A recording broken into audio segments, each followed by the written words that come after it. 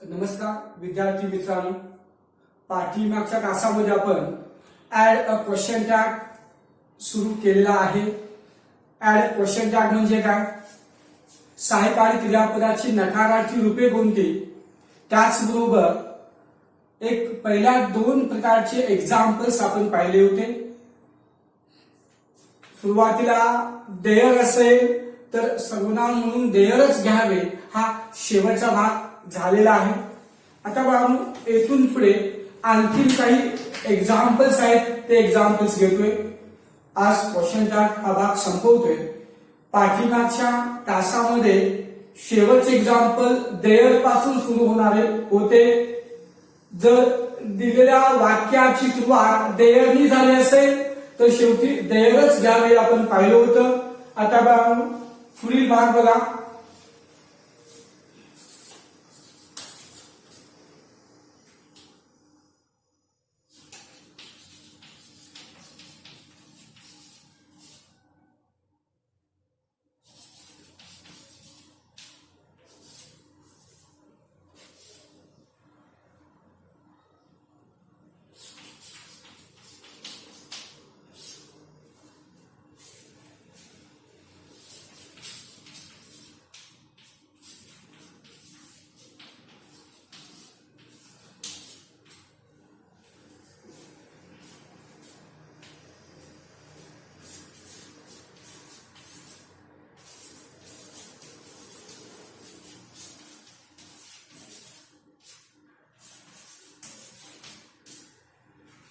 आता आणखीन काही एक्झाम्पल्स पाहतोय.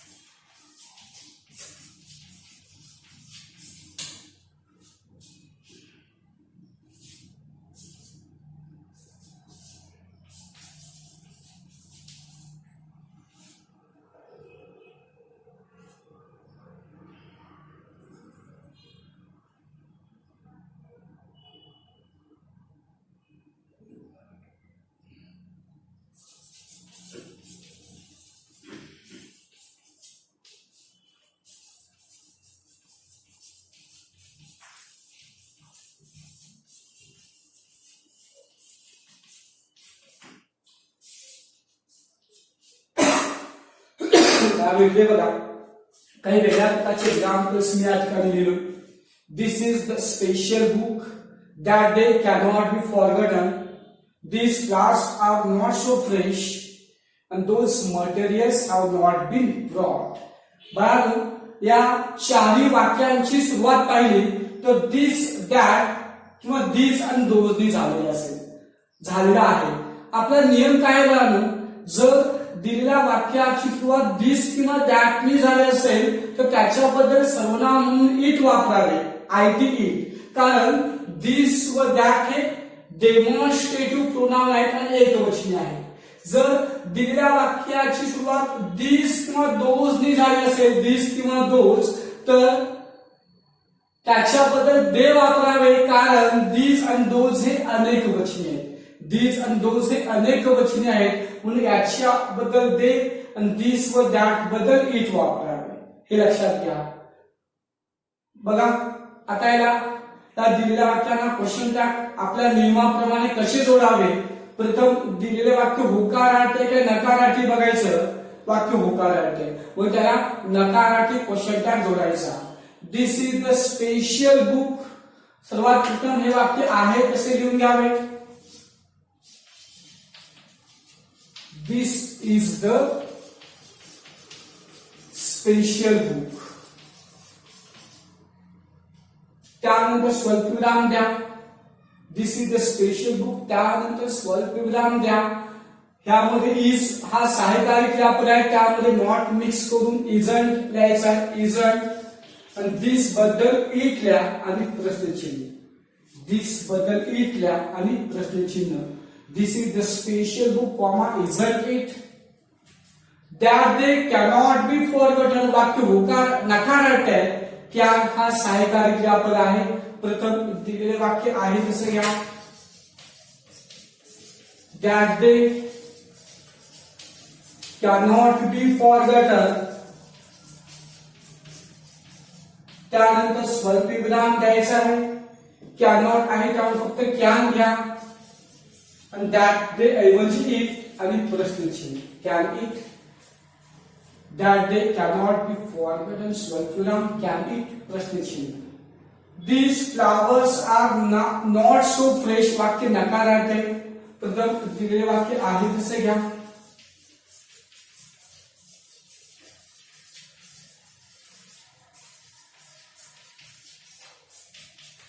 त्यानंतर स्वल्पविराम द्या. आर नॉट ऐवजी फक्त आर घ्यायचा आहे. आर नॉट ऐवजी फक्त आर घ्या.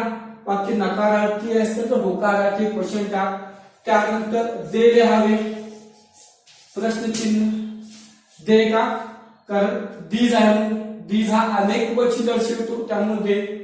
These flowers are not so fresh, are they?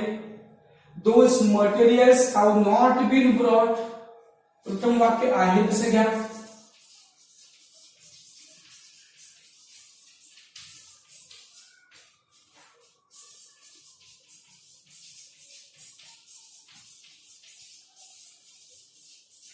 त्यानंतर स्वल्पविराम द्या. वाक्य नकारार्थ आहे. होकारार्थी क्वेश्चन काय जोडायचा. हॅव नॉट ऐवजी फक्त हॅव. हॅव नॉट ऐवजी फक्त हॅव आणि दोज आहे त्यामुळे दे.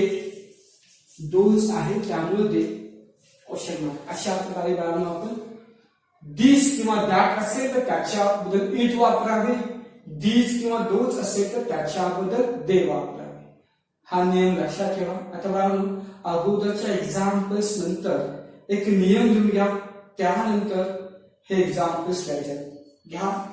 पुढील नियम. जर दिलेल्या वाक्याची सुरुवात दिस किंवा दॅट नी झाली असेल. जर दिलेल्या वाक्याची सुरुवात दिस किंवा दॅट नी झाली असेल. दिस आणि दॅट सिंगल अवतरण चिन्ह दिले. दिस किंवा दॅट नी झाले असेल तर अशा वाक्यामध्ये सर्वनाम म्हणून इट वापरावे. सर्वनाम म्हणून इट आयटी वापरावे. सर्वनाम म्हणून आयटी इट वापरावे. इट सिंगल अवतरण चिन्हामध्ये घ्या. आयटी इट वापरावे पूर्णविराम. आयटी इट वापरावे पूर्णविराम. जर दिलेल्या वाक्याची सुरुवात त्यामध्येच घ्या. जर दिलेल्या वाक्याची सुरुवात दिस किंवा दोज THESE दिस सिंगल अवतरण चिन्हामध्ये दिस किंवा दोज THOSE दिस किंवा दोज नी झाली असेल. दिस किंवा दोज नी झाले असेल. दिस किंवा दोज नी झाले असेल तर अशा वाक्यांच्या मध्ये दिस किंवा दोज नी झाले असेल तर अशा वाक्यांच्या मध्ये सर्वनाम म्हणून दे THEY दे सिंगल अवतरण चिन्हात सर्वनाम म्हणून दे लिहावे. THEY सर्वनाम म्हणून दे लिहावे. दे सिंगल अवतरण चिन्हामध्ये ठेवा. सर्वनाम म्हणून दे लिहावे पूर्णविराम. बाळ जो आता नियम दिलाय त्या नियमांच्या खाली चारही एक्झाम्पल्स पटपट लिहून घ्यायचे. चारही एक्झाम्पल्स लिहून घ्या पटपट.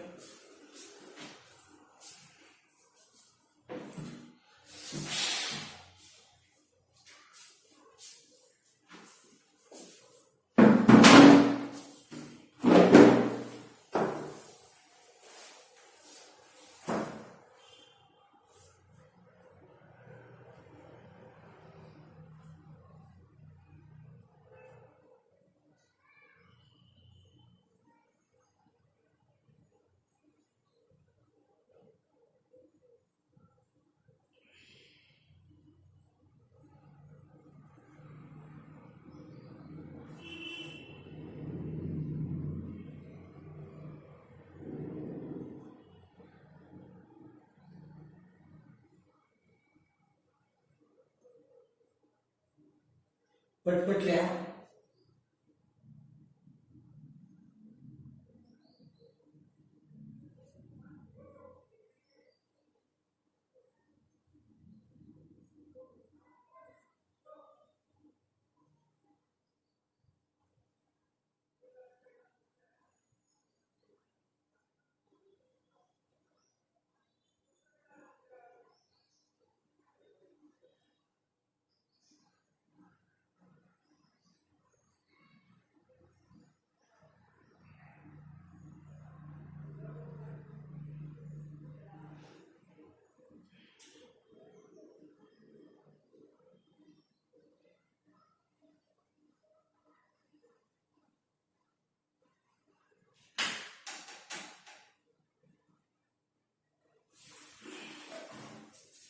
बाळांनो आणखीन काही एक्झाम्पल्स पाहतो, वेगळ्या प्रकारचे एक्झाम्पल्स. फक्त लक्ष द्या.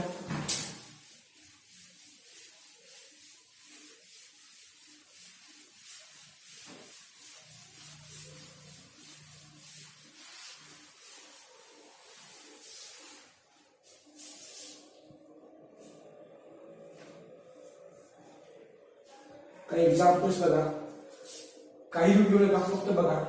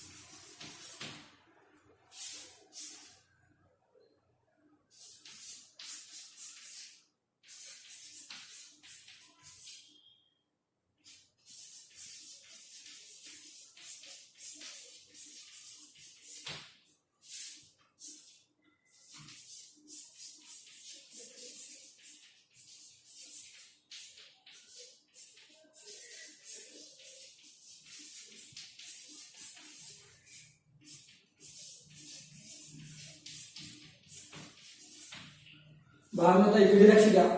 कंसामध्ये जे मी प्रोनाउन्स लिहिलोय, सर्वनाम लिहिलोय, ते बाळांनो इनडेफिनाइट प्रोनाउन्स आहेत, अनिश्चित वाचक सर्वनाम. Everyone, each one, all, someone, somebody, something, nobody, no one, nothing, many असे अनिश्चित वाचक सर्वनाम आहे. बाळांनो जर दिलेल्या वाक्याची सुरुवात अशा अनिश्चित वाचक सर्वनामाने झाली असेल तर दिलेल्या वाक्याच्या शेवटी अशा सर्वनामाबद्दल दे वापरावे. दे मात्र अजून एक नियम बघा, दे पूर्वी सहाय्यकारी क्रियापदाची योग्य रूप लिहावे. दे पूर्वी सहाय्यकारी क्रियापदाची योग्य रूप लिहावे. असं का म्हणलो, मी तुम्हाला वाक्य समजावून सांगतोय तर तुम्हाला समजेल. Everyone was present. एव्हरीवन हे अनिश्चित वाचक आहे, त्याच्यानंतर वॉज आहे. बघा आपल्याला एव्हरीवन बद्दल शेवटी दे लिहायचंय, मात्र दे नंतर आपण वॉज कधी लिहित नाही, दे वेअर असं होतं, म्हणून मी म्हणतो दे पूर्वी योग्य सर्वनाम घ्यावे. एव्हरीवन वॉज प्रेझेंट देअर हे वाक्य होकारात आहे, प्रथम हे वाक्य आहे तसे लिहून घ्यावे. प्रथम हे वाक्य आहे तसे लिहून घ्या. Everyone was present there. त्यानंतर स्वल्पविराम द्या. Everyone बदल दे वापरायचे, मात्र दे नंतर वॉज घ्यायचं नाही, दे नंतर वेअर येतं. वाक्य होकाराटे वेअर मध्ये नॉट मिक्स करायचं. वेअरंट, वेअरंट दे आणि प्रश्नचिन्ह, वेअरंट दे प्रश्नचिन्ह. बघा इथं वॉज आहे तरी इथं आपण वेअरंट घेतलं कारण आपण सर्वनाम दे लिहिलो म्हणून सर्वनाम सहाय्यकारी क्रियापदाची योग्य रूप लिहा असं मी तुम्हाला म्हणालो. Everyone was present there comma weren't they question mark. No one is absent today, no one is absent today वाक्य नकारार्थी आहे कारण सुरुवात नो वन इज झालेले आहे. प्रथम वाक्य आहे कसं घ्या, no one is absent today, स्वल्पविराम द्या. नो वन बद्दल दे वापरायचा आहे, मात्र देच्या नंतर आर घ्यायचं, आर दे प्रश्नचिन्ह. आर का आलं कारण आपण दे घेतलो म्हणून. इथं इज आहे मात्र इथं आर का घेतलो, दे आहे म्हणून दे नंतर आपण आर घेतो. आणि आरच का घेतलं, वाक्य नकारार्थी आहे. No one is absent today, are they. Nothing is impossible in our life. बानू जरी या वाक्याची सुरुवात नथिंग झाली असेल तर याच्याबद्दल मात्र इट या, याच्याबद्दल इट वापरा. वाक्य होकार नकारार्थी आहे त्या होकाराशी जोडा. Nothing is impossible in our life. स्वल्पविराम इज इट, इज इट प्रश्नचिन्ह, इज इट प्रश्नचिन्ह. Nothing is impossible in our life स्वल्पविराम इज इट. या वाक्यामध्ये इटच वापरा, नथिंग असेल तर इट वापरा. हा भाग लक्षात घ्या. बाळ आता अगोदरच्या एक्झाम्पल नंतर एक नियम घ्या आणि त्यानंतर एक्झाम्पल्स घ्यायचा आहे. लिहून घ्या एक नियम. जर दिलेल्या वाक्याची सुरुवात, जर दिलेल्या वाक्याची सुरुवात खालील अनिश्चित वाचक सर्वनामाने झाली असेल, खालील अनिश्चित वाचक सर्वनामाने झाली असेल, खालील अनिश्चित वाचक सर्वनामाने झाले असेल, अनिश्चित वाचक सर्वनामाने झाले असेल तर अशा वाक्यांच्या मध्ये सर्वनाम म्हणून दे वापरावे. सर्वनाम म्हणून दे, दे THEY सिंगल अवतरचे नाम दे वापरावे. सर्वनाम म्हणून दे वापरावे. मात्र दे पूर्वी दे सिंगल अवतरणचे नाम द्या. मात्र दे पूर्वी सहायकारी क्रियापदाचे योग्य रूप लिहावे. दे पूर्वी सहायकारी क्रियापदाचे योग्य रूप लिहावे. दे पूर्वी सहायकारी क्रियापदाचे योग्य रूप लिहावे. दे पूर्वी सहायकारी क्रियापदाचे योग्य रूप लिहावे. पूर्णविराम. दे पूर्वी सहायकारी क्रियापदाचे योग्य रूप लिहावे. पूर्णविराम. बाळ या नियमाखाली ही कंसातील सर्वनाम घ्या, कंसामधील सर्वनाम घ्या.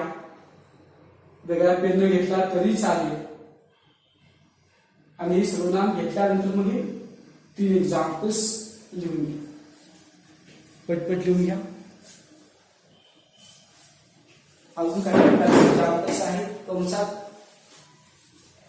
सर्वनामे घ्या, त्यानंतर एक्झाम्पल्स घ्या.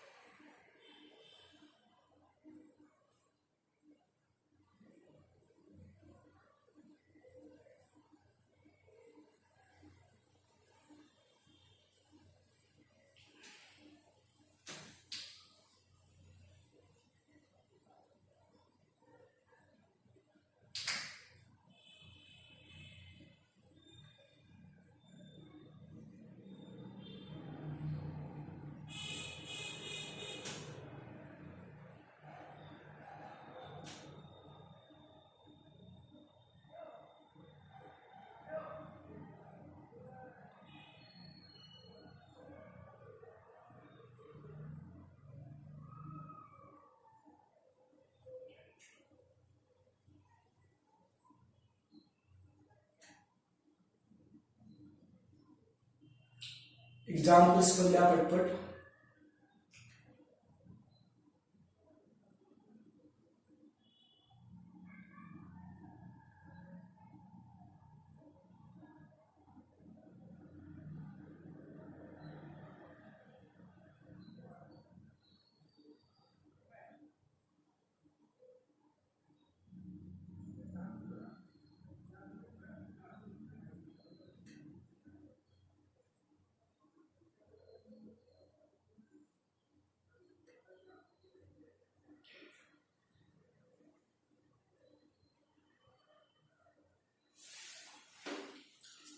लिहून घेतला असाल तर याच्या पुढील काही प्रकारचे एक्झाम्पल्स पाहतोय.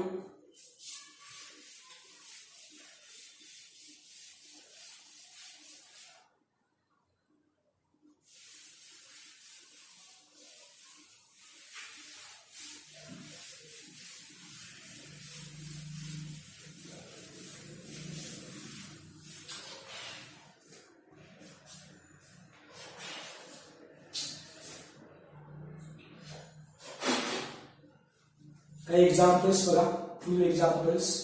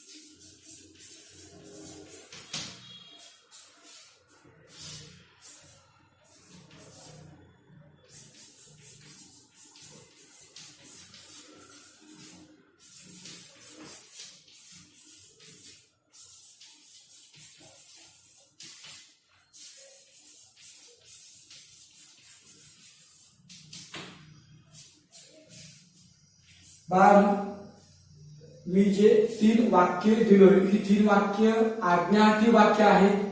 आज्ञार्थी वाक्यांची सुरुवात नेहमी मुख्य क्रियापदाने होते, नेहमी मुख्य क्रियापदाने होते. परंतु आज्ञार्थी वाक्य आपण सेकंड पर्सन म्हणजे पुढच्या व्यक्तीला उद्देशून असतं. पुढच्या व्यक्तीला आपण काही सूचना, विनंती, ताकीद, आज्ञा करीत असतो. पुढचा व्यक्ती म्हणजे बाळांनो तू, यू असतो. सेकंड पर्सनला ऍड्रेस केलेलं असतं आणि म्हणून अशा वाक्याच्या मध्ये यू हा करता असतो, मात्र तो लुप्त असतो.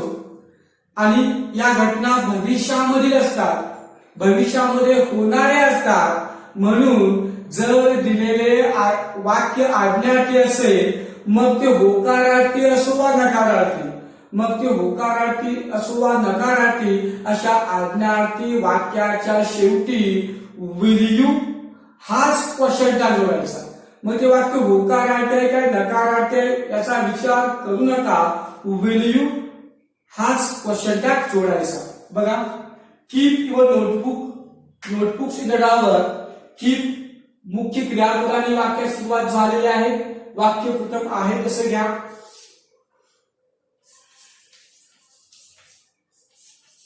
Keep your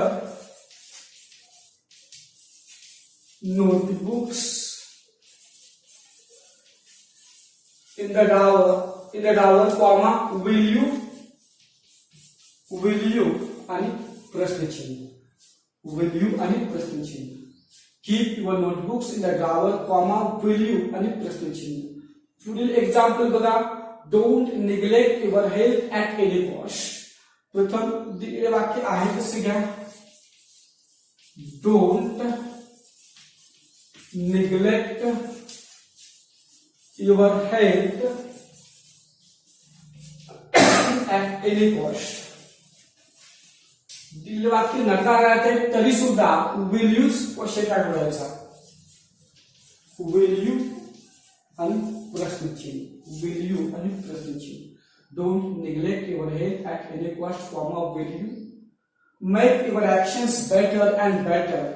Make या मुख्य क्रियापदापासून वाक्य सुरू झालेलं आहे, त्यामुळे वाक्य आज्ञार्थी आहे.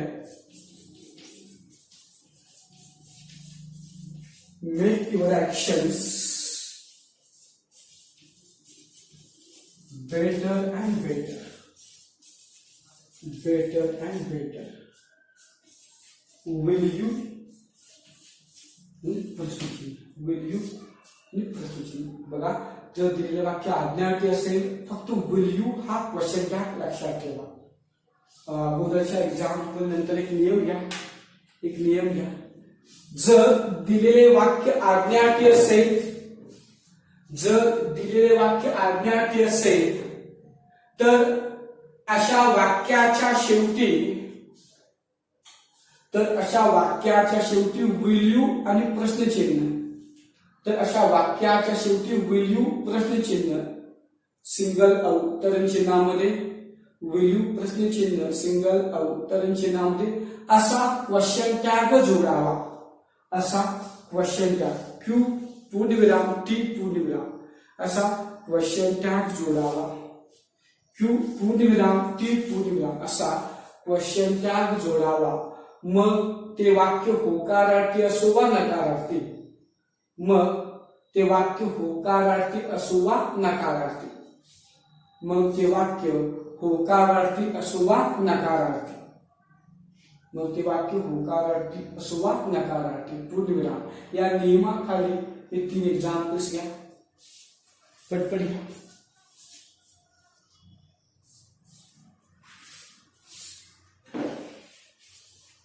तिन्ही एक्झाम्पल्स घ्यायचे आहेत.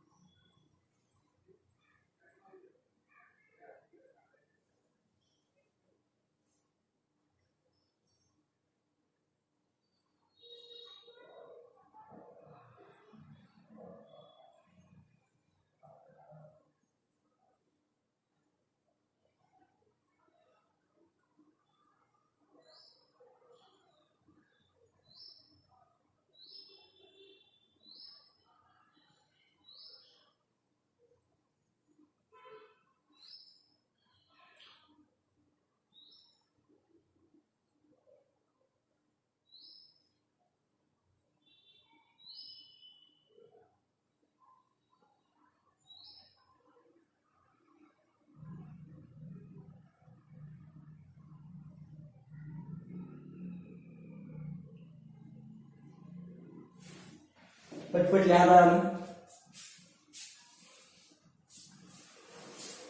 आता आणखीन काही एक्झाम्पल्स पाहतो. याच्या पुढील एक्झाम्पल्स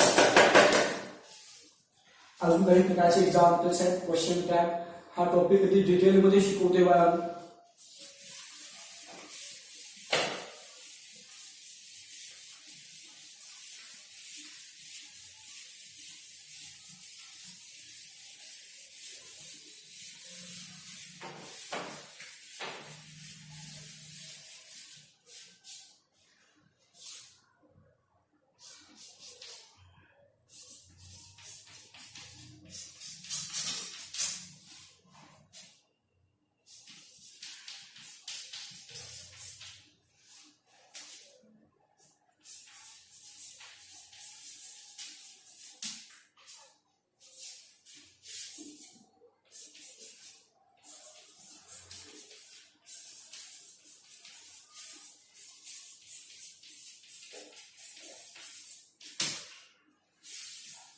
बाळ इकडे बघा, काही वेगळ्या प्रकारचे एक्झाम्पल्स लिहिलेले. Let's play cricket together, let's have a cup of T. या दोन्ही वाक्यांची सुरुवात लेट्सनी झालेली आहे. या दोन्ही वाक्यांची सुरुवात लेट्सनी झालेली आहे. आपला नियम काय सांगतो, जर दिलेल्या वाक्याची सुरुवात लेट्सनी झाली असेल तर अशा वाक्यासाठी क्वेश्चन टॅग म्हणून शॅल वी हाच घ्यायचा. जसं आपण आज्ञार्थी वाक्यामध्ये विल यू घ्यायचो, तसं या अशा वाक्यांच्यासाठी शॅल वी हाच क्वेश्चन टॅग घ्यायचा. मग वाक्य होकारार्थी असो वा नकारार्थी शॅल वी प्रश्नचिन्ह हा क्वेश्चन टॅग लक्षात ठेवा. Let's play cricket together. चला आपण एकत्रित क्रिकेट खेळूया.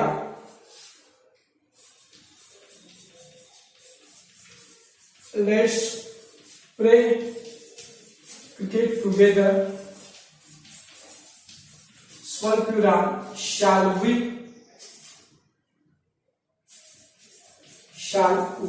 आणि प्रश्नचिन्ह shall we आणि प्रश्नचिन्ह. Let's play it together. स्वल्पविराम shall we. Let's have a cup of tea. प्रथम दिलेले वाक्य आहे तसे घ्यावे. Let's have a cup of tea. स्वल्पविराम shall we प्रश्नचिन्ह. अगोदरच्या नियमानंतर अगोदरच्या एक्झाम्पल्स नंतर एक नियम घ्या. शेवटचा एक भाग राहिला तो संपवतो, मग क्वेश्चन टॅग या ठिकाणी संपेल. जर दिलेल्या वाक्याची सुरुवात लेट्सनी झाली असेल, जर दिलेल्या वाक्याची सुरुवात लेट्स सिंगल अवतरण चिन्हामध्ये ठेवा, लेट्सनी झाली असेल तर अशा वाक्यांच्या साठी shall we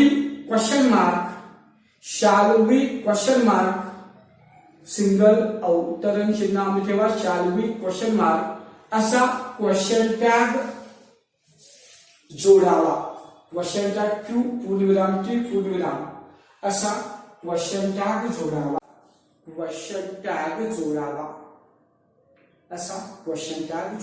पूर्णविराम. ठीक आहे बघा, या नियमाखाली हे दोन एक्झाम्पल्स लिहून घ्या. शेवटचा भाग आहे तो संपवतोय. दोन्ही एक्झाम्पल्स लिहून घ्या पटपट.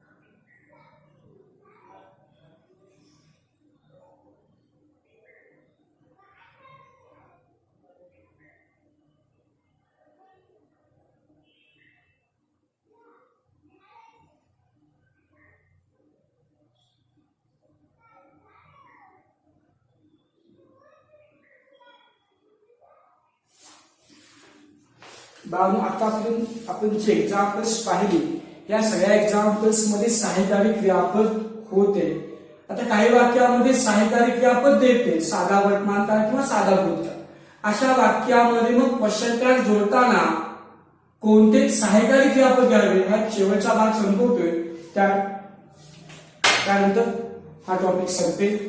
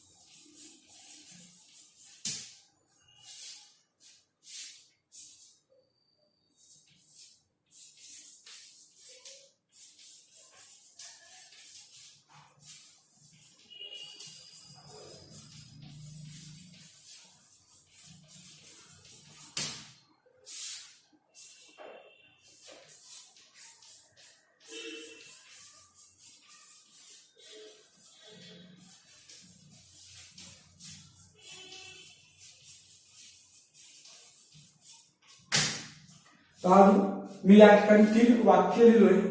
पहिले 2 वाक्य साध्या वर्तमान काळामधील आहेत आणि दुसरे वाक्य साध्या भूतकाळामधील आहे. जर दिलेल्या वाक्यामध्ये सहाय्यकारी क्रियापद दिले नसेल तर अशा वाक्यांच्यासाठी सहाय्यकारी क्रियापद म्हणून डू ची रूपे कंसात डू डज डीड, डू ची रूपे जी आहे डू डज डीड यापैकी योग्य एक लिहा. जर दिलेल्या वाक्यामध्ये सहाय्यकारी क्रियापद नसेल तर डू डज डीड यापैकी एक लिहावे. वाक्याच्या काळानुसार योग्य सहाय्यकारी क्रियापद लिहायचं आहे. जर दिलेले वाक्य वर्तमान काळात असेल, क्रियापदाला यस किंवा यस प्रत्यय लागला नसेल तर डू वापरा. जर दिलेले वाक्य वर्तमान काळात असेल, क्रियापदास यस किंवा यस प्रत्यय लागला असेल तर डज वापरा. जर दिलेलं वाक्य भूतकाळी असेल तर अशा वाक्यांच्यासाठी डीड हे सहाय्यकारी क्रियापद वापरायचं. बघा, पहिलं वाक्य boys play cricket every day, मुले दररोज क्रिकेट खेळतात. प्रथम हे वाक्य आहे तसं घ्या. हे वाक्य साध्या वर्तमान काळात आहे, क्रियापदास यस किंवा यस प्रत्यय लागला नाही आहे, त्यामुळे अशा वाक्यासाठी डू हे सहाय्यकारी क्रियापद घ्यायचं आहे. दिलेले वाक्य वर्तमान काळ आहे त्यामुळे डू मध्ये नॉट मिक्स करायचं. प्रथम वाक्य आहे तसं घ्या. Boys play cricket every day. स्वल्पविराम द्या.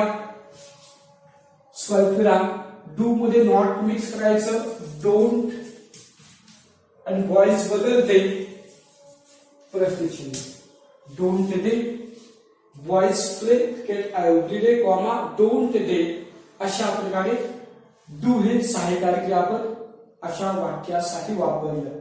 राज प्लेज क्रिकेट एव्हरी डे हे सुद्धा वाक्य वर्तमान काळात आहे, मात्र क्रियापदास यस प्रत्यय आहे म्हणून अशा वाक्यासाठी डज हे सहाय्यकारी क्रियापद वापरायचं आहे. प्रथम दिलेले वाक्य आहे तसे घेऊया.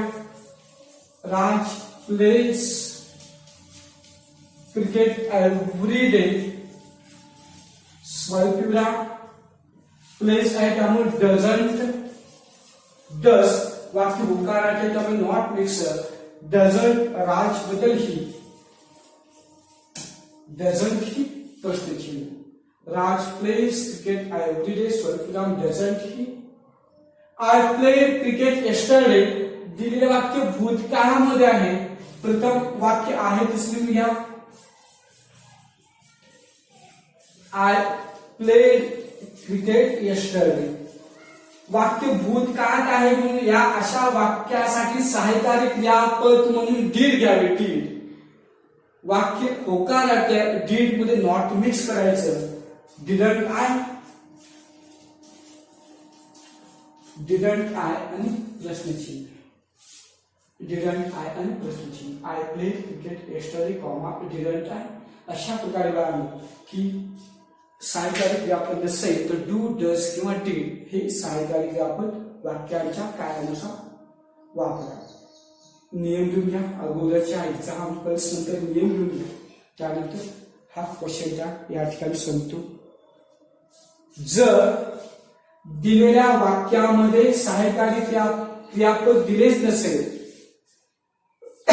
जर दिलेल्या वाक्यामध्ये सहाय्यकारी क्रियापद दिलेच नसेल, सहाय्यकारी क्रियापद दिलेच नसेल तर अशा वाक्यांच्यासाठी सहाय्यकारी क्रियापद म्हणून डू ची रूपे, सहाय्यकारी क्रियापद म्हणून डू ची रूपे कंसात डू डज डीड कंस पूर्ण. सहाय्यकारी क्रियापद म्हणून डू ची रूपे कंसामध्ये डू स्वल्पविराम डज स्वल्पविराम डीड कंस पूर्ण. यापैकी योग्य एक घ्यावे. यापैकी योग्य एक घ्यावे. यापैकी योग्य एक घ्यावे. पूर्णविराम. यापैकी योग्य एक घ्यावे. पूर्णविराम. पुढचा नियम घ्या. जर दिलेले वाक्य वर्तमान काळामध्ये असेल, जर दिलेले वाक्य वर्तमान काळामध्ये असेल व क्रियापदास कोणतेही प्रत्यय लागले नसेल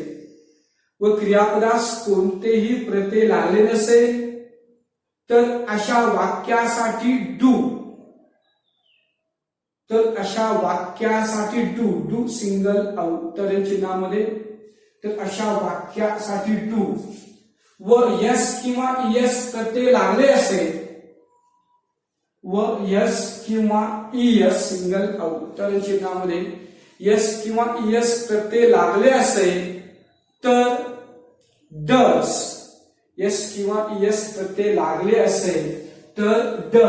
DOES सिंगल अवतरण चिन्हामध्ये डज असे सहाय्यकारी क्रियापद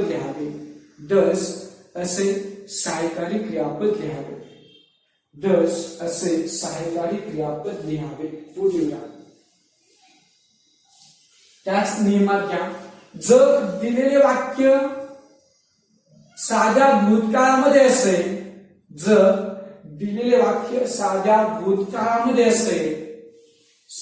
भूतकाळामध्ये असेल तर अशा वाक्यासाठी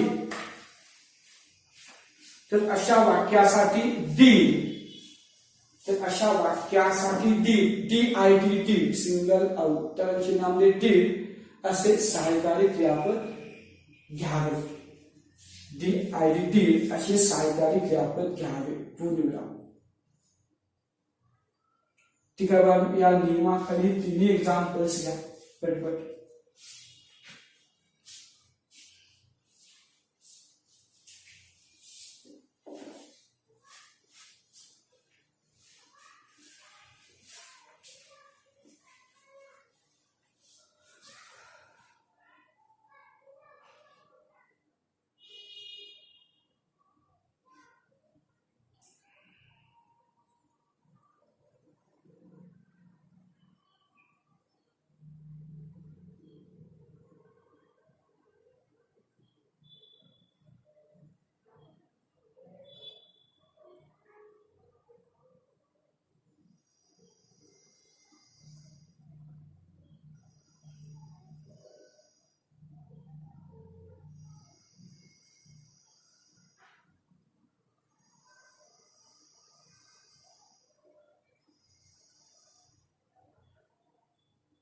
पटपट घ्या.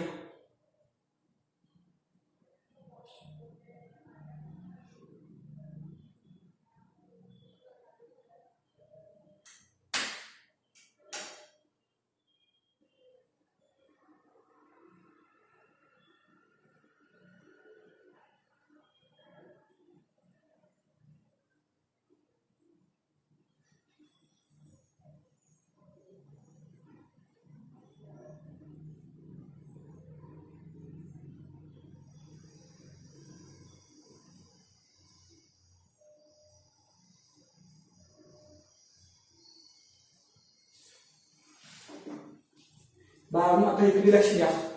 आपण क्वेश्चन टॅग मध्ये सर्व पद्धती पाहिलेल्या आहेत. सहाय्यकारी क्रियापदांची नकारार्थी रूपे आपण लिहून घेतली. त्याच प्रकारे की सर्व प्रकारचे एक्झाम्पल्स आपण पाहिले. आता या ठिकाणी हा टॉपिक संपलेला आहे. काही एक्झाम्पल्स मी घेते बाळा. या टॉपिक मध्ये सगळ्याच पद्धती संपलेल्या आहेत. काही एक्झाम्पल्स मी घेतो. किंवा बाळांनो असं करूया, आपला वेळ संपत आलेली आहे. फक्त 1 मिनिट आहे. तुम्ही हा भाग संपूर्ण वाचा, सगळ्या पद्धती समजावून घ्या. पुढच्या लेक्चरला आपण या सगळ्या पद्धतीवर आधारित तुमच्या टेक्स्टबुक मधील काही एक्झाम्पल्स घेऊ. काही मी एक्झाम्पल्स आता घेणार होतो पण वेळ संपत आलेली आहे. फक्त 1 मिनिट आहे, त्यामुळे फुल एक्झाम्पल्स मी घेत नाही. मात्र या ठिकाणी सगळ्या पद्धती संपलेल्या आहेत. क्वेश्चन टॅग मधील जेवढ्या पद्धती आहेत त्या सगळ्या पद्धती तुम्हाला नियमासहित शिकवलेलो आहे. फक्त काही प्रॅक्टिससाठी एक्झाम्पल्स जे घ्यायचे आहे ते एक्झाम्पल्स तुमच्या धड्यामधील पुस्तकामधील आपण उद्या घेऊया. त्यामुळे आज या ठिकाणी मी थांबतोय. हा संपूर्ण भाग एकदा वाचून घ्या.